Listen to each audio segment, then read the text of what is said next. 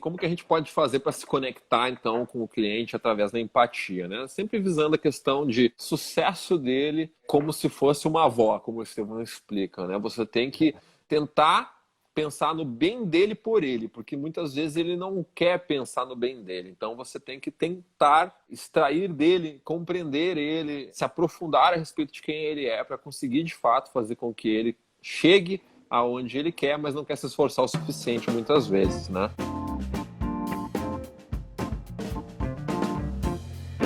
A primeira técnica, obviamente, é ouvir, né? Falar menos, ouvir mais. Perguntas abertas, por exemplo, são ótimas formas de botar o cliente para falar. Se você faz perguntas fechadas, onde a pessoa possa responder sim ou não, ela vai responder sim ou não, simples assim. Se você faz perguntas abertas, como por exemplo, como você está se sentindo hoje? Ou ao invés de perguntar assim, você prefere branco ou preto? Você perguntar qual cor combina com tal coisa? Ou qual é o melhor contexto para usar o preto? Alguma coisa nesse sentido, sabe? Tipo, em qual ocasião você usaria a cor preta?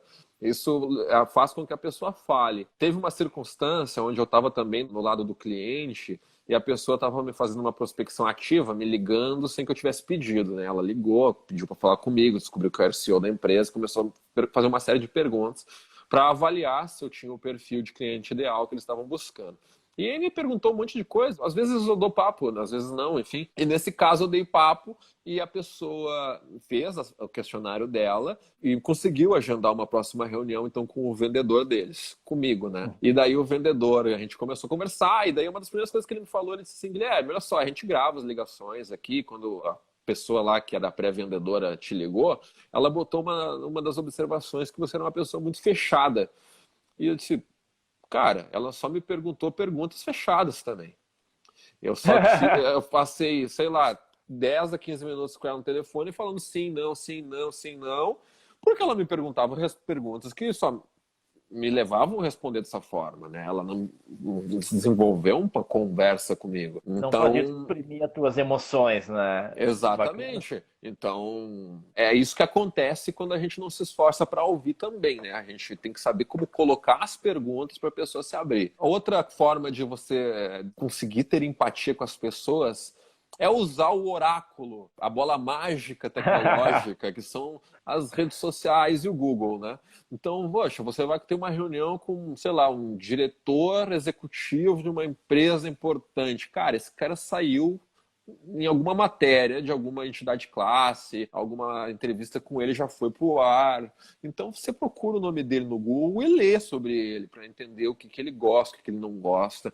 Acessa as redes sociais, muita gente deixa a rede social dela pública. Tô espionando as pessoas, tá espionando, mas pro bem dela, né? Porque você tá interessado no sucesso dela. Então, poxa, aquele cliente lá, eu demorei um tempão para entender o que, que ela gostava para que ele me desse papo, né? Se você percebe que você tem um gosto em comum com esse cliente, que isso estava online, você pode de alguma forma introduzir isso no papo para que a pessoa te olhe com bons olhos também e se sinta confortável em te revelar como ela se sente. Então é Claro. importante muitas vezes a gente, como CS, olhar para o cliente como ser humano, perceber os gostos dele, avaliar se a gente tem algo em comum. E aí é muito interessante uma forma de fazer isso. O Estevão é mestre em É, utilizar essa técnica. É que se você tem alguma história a respeito da cidade natal isso daquela aí. pessoa, Isso que eu ia falar. meu Deus, cara, tu te conecta num nível emocional muito rápido. Porque, poxa, é da onde eu vim, é minha terra natal, sabe? Se tu tem uma história boa daquilo, tu contar pra mim, eu vou querer saber.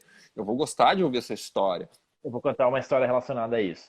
Uma vez a gente estava fazendo a implantação de um sistema, de um aplicativo bem robusto, e essa implantação foi na sede dessa empresa em Porto Alegre. Cheguei lá junto com a equipe e esse funcionário da empresa estava muito fechado. O processo de implantação nessa empresa era de 3 dias, porque eles têm muitos processos, tem uma questão de segurança da informação, e aí não tinha mais verba, não tinha 3 dias de recurso para ficar em Porto Alegre. Eu tinha que resolver meu problema em um dia. Eu pensei, bah, como é que eu vou fazer isso, né? Porque é uma instituição que tem muitos processos engessados, mas eu vou ter que fazer. Aí tá, cheguei lá, conversei com o cara, de manhã, assim, o cara tava super fechado. Não tinha o que fazer. Mas de manhã eu utilizei estrategicamente para entender como que funcionava a cabeça dele, tipo, para desenvolver empatia com ele. Tentar entender como que ele pensava, para daí depois eu fazer as ações para me conectar. E aí chegou no momento, na hora do meio-dia, logicamente eu convidei ele para almoçar.